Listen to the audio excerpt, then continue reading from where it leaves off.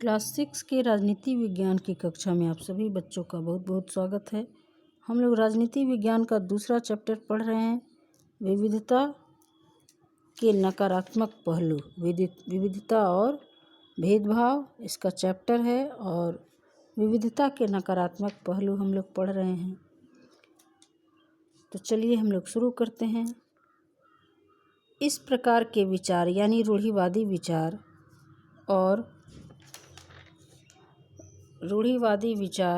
और पूर्वाग्रह से ग्रसित विचारधारा वाले बहुत से लोग हैं जो हमेशा भेदभाव किसी के साथ करते हैं।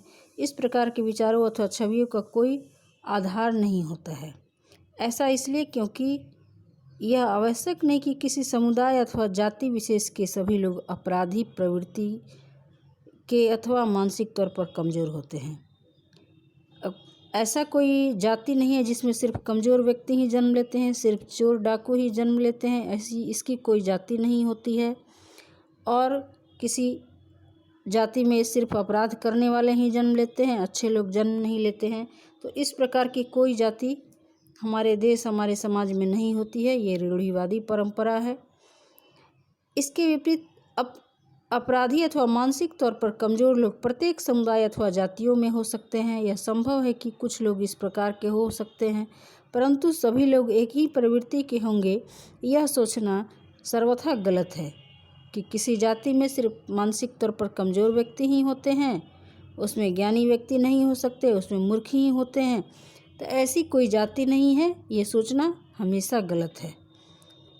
लोग किसी समुदाय विशेष जाति क्षेत्र देह लिंग वंश अथवा लोगों की आर्थिक स्थिति के आधार पर रूढ़िवादी विचारधारा उत्पन्न कर लेते हैं। अब यहाँ दिया गया है पूर्वाग्रह और रूढ़िवादिता के कुछ निम्नलिखित उदाहरण। पूर्वाग्रह और रूढ़िवादिता दोनों के उदाहरण दिए गए हैं। तो चलिए हम लोग इसको पढ़ते हैं। निम्न जाति के लोग मानसिक रूप से कमज़ोर होते हैं, ऐसी कोई बात नहीं है। लड़कियां अपने माता पिता पर बोझ होती है, ये सब रूढ़िवादी परंपरा है।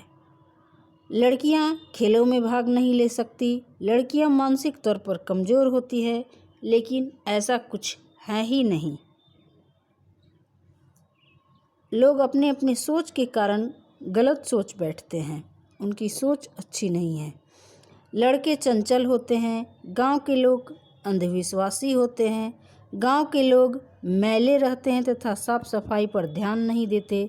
तो इस तरह की कोई बात नहीं है कि गांव में सभी लोग गंदे ही रहते हैं और शहर में सब कोई सफाई से रहते हैं, ऐसी कोई बात नहीं है।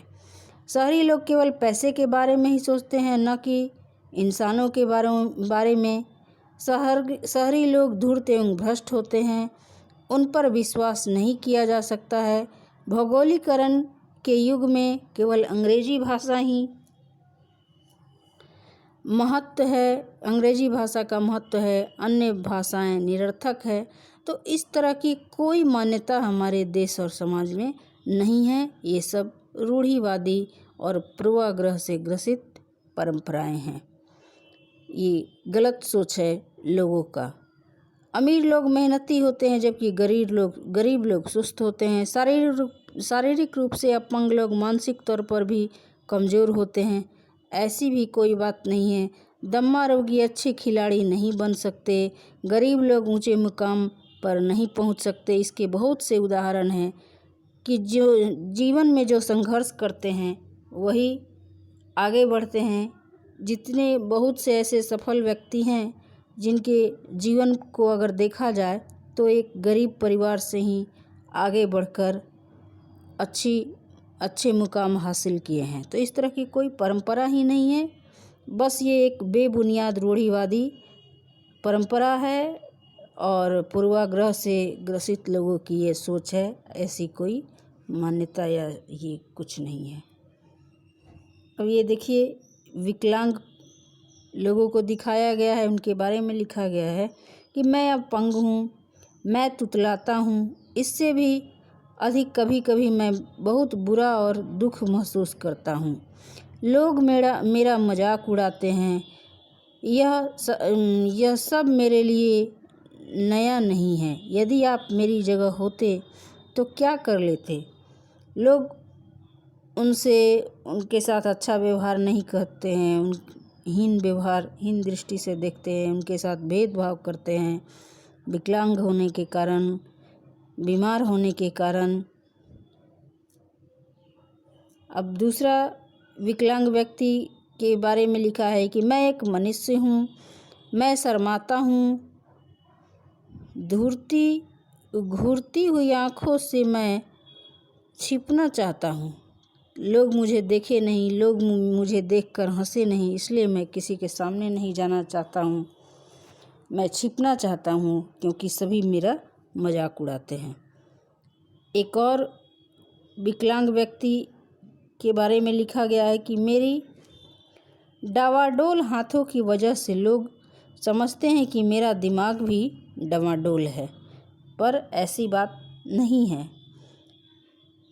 एक तो जो शारीरिक रूप से विकलांग व्यक्ति होते हैं उनके साथ हमें हमेशा अच्छा व्यवहार करना चाहिए, उनके साथ भेदभाव हमें कभी भी नहीं करना चाहिए। अब देखिए,